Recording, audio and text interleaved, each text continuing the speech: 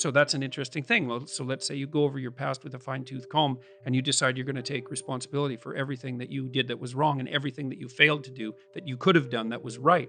It's like, does that change the world? It's like, depends on how thoroughly you do it. You might say it changes the world like nothing else possibly can. And I think that that's actually right. You have to allow yourself a certain latitude for error. And that's a useful thing to know too. One of the things I tell people when they're trying to develop a vision for their life or an implementable plan is make a bad plan. Like, make the best one you can, but don't get obsessive about it. It's like, make a plan, implement it. You'll figure out when you implement it why it's stupid. Exactly. And then you can fix it a little bit. Compare yourself to who you were yesterday and not to who someone else is today. The same basic idea, right, is that you have to get your markers for success right, because otherwise you can end up in the situation you described, which is that, like, there's always people out there who are doing far better than you on pretty much anything you want to imagine. And if all you're doing is seeing yourself in their reflected light, let's say, then it's going to be pretty damn dismal. But it's not a good comparison, because you shouldn't just compare. Well, first of all, there's danger in just comparing yourself to others, period, because they're not you, and God only knows what struggles they had to undertake to get to where they were, or what burdens they're currently carrying that you're not aware of. You just don't know any of that. But you can certainly contrast yourself with yourself. And that's a lot better. It is the only way. Well, it's also the only way of really measuring anything approximating proper improvement. You can actually tell when you're a little better than you were yesterday. Right. So, and you can actually do that. That's another thing that's so interesting about it, is that you can actually make yourself a little better in some way, pretty much. Well, I don't know if it's at every moment, but you can certainly do it every day. It's funny. I mean, obviously, if you have a problem and you think about it, you can think up a solution. And it's not obvious how you do that. I mean, it's not like how you're manipulating your neurons or something. Mm-hmm.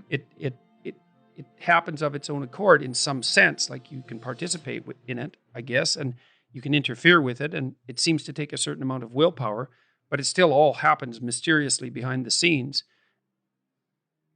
One of the things that I've been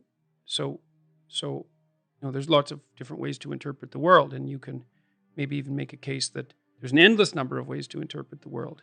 And the problem with that is that it kind of disorients you in terms of what you should be doing. But just because there's a very large number of ways to interpret the world doesn't mean there's a very large number of productive, meaningful, and sustainable ways to interpret the world. And one of the things you do have to do is figure out how you can conduct yourself today so that you don't upset the apple cart in a week or a month or a year. And so, what you do in some sense psychologically is you admit to yourself that your current frame of reference is faulty. And then you start opening the door to a different kind of thinking, which is more creative thinking. It's more lateral thinking. Saying, well, I'm wrong, but that's not necessarily a problem because I could be right if I thought some other way. Well, that's great. Often it works.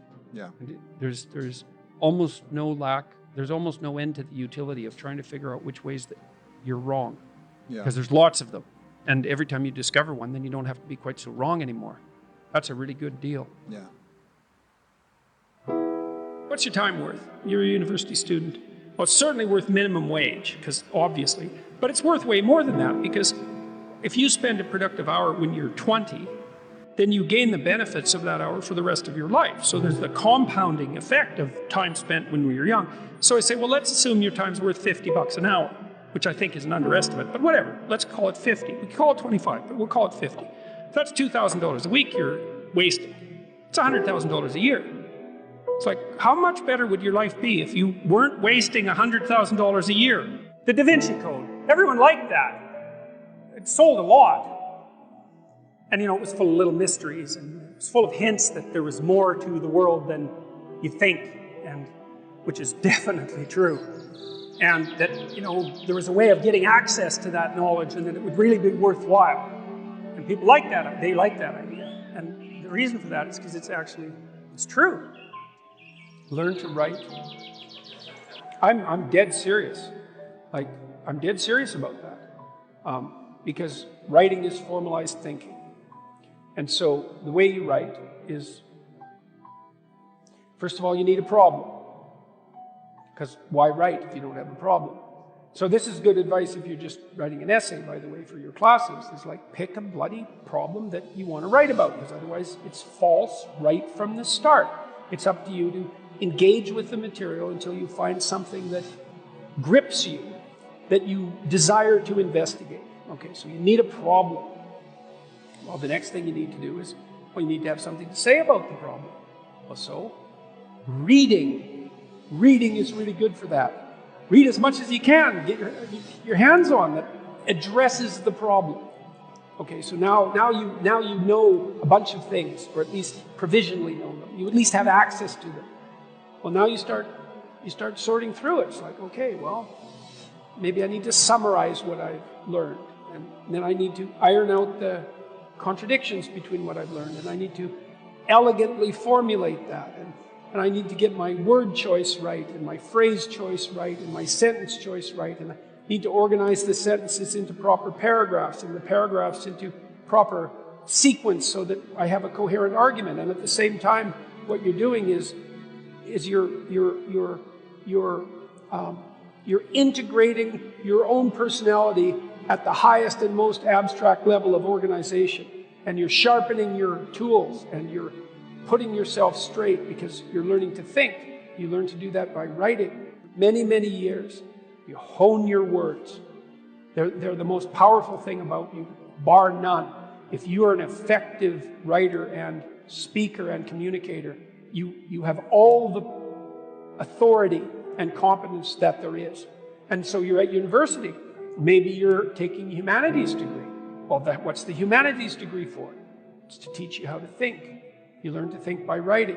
Now, there's more to read, to speak, and all of that, but the best thing you can do is read and write every day, a couple of hours every day. Write about things you find important, and see if you can discover what you believe to be true. And that'll build you a foundation, and it's unbelievably practical. Like, if you look at people who are phenomenally successful across life, there's various reasons, but one of them is that they're unbelievably good at articulating what they're aiming at, and strategizing and negotiating and enticing people with a vision forward. It's like, get your words together, man. That makes you unstoppable. And that's the core of the humanities, that idea. Get your words together. Make yourself an articulate creature, and then you're deadly in the best possible way. So, and take that serious. People who've been staggeringly successful, and watch them throughout my life. I mean, those people, you don't want to have an argument with them. They'll just slash you into pieces. And not in a malevolent way. It's like, if you're going to make your point and they're going to make their point, you better have your points organized, because otherwise you are going to look like and be an absolute idiot. You are not going to get anywhere. The truth of the matter is that you have a lot of potential as a child, but none of that is capable of manifesting itself as freedom before you become disciplined.